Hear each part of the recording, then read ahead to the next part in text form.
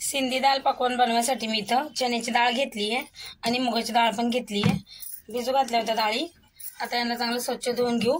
आता मी चण्याची डाळ आणि मुगाची डाळ चांगली स्वच्छ धुवून घेतली आहे. याच्यात आता मीठ टाकूया. दोन्ही डाळी आपल्याला शिजवून घ्यायच्या. हळद,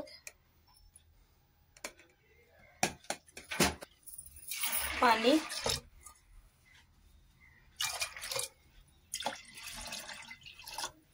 आणि एक हिरवी मिरची. आता दोन्ही डाळ आपण शिजवून घेऊ. मुगाची डाळ चांगली शिजली आहे. हिला असं घोटून घेऊ आपण. असं हिला चांगली अशी घोटून घ्यायची आहे.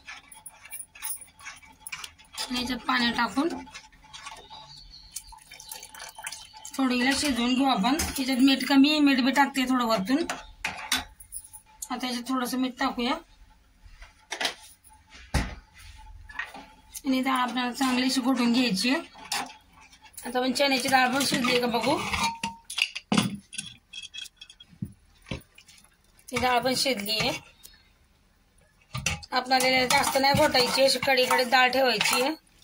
जाडसर थोडंच घोटून घ्यायची हिला. आता आपण इथे मसाले टाकून घेऊया. इथे मी धनिया पावडर घेतली, लाल मिरची, गरम मसाला, हळद, जिरा पावडर ते टाकूया याच्यात.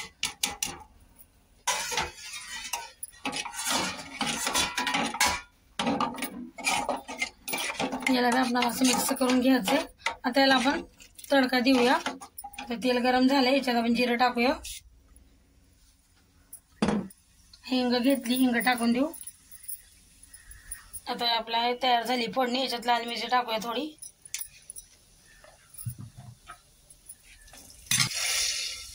याच्यात असं टाकून देऊ आपण फोडणी. आता याच्यात आपण मीठ टाकूया,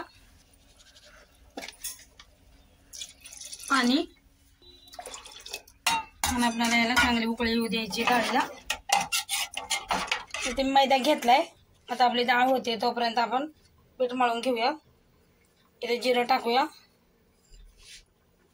आणि थोडंसं ओवा आहे, अजवाईन, हे पण टाकूया असं हाताने करून. चवीपुरतं मीठ आणि तेल हे सगळं असं मिक्स करून घेऊ. आता आपण पीठ मळून घेऊया. सगळं मिक्स करून घेतलंय. आता याच्यात थोडं थोडं पाणी टाकून आपल्याला पीठ मळायचंय.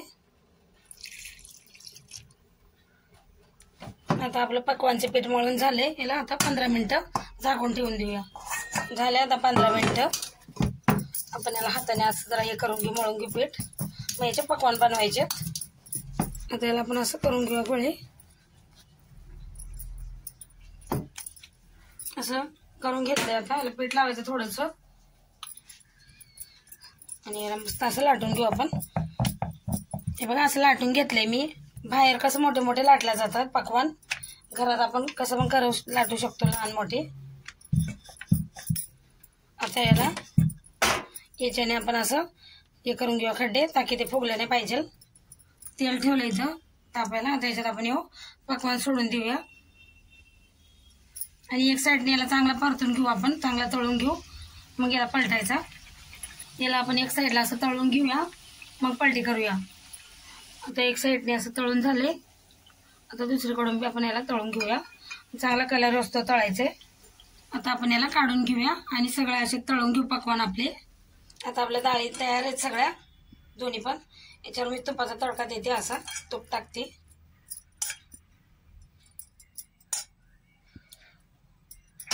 त्याच्यावर आपण एक काळी मिरी चिरकून घेऊ. असं काळी मिरी आणि जिरा पावडर. तयार आहे आपली दाल पकवानची रेसिपी. हे बघा किती छान झालेत.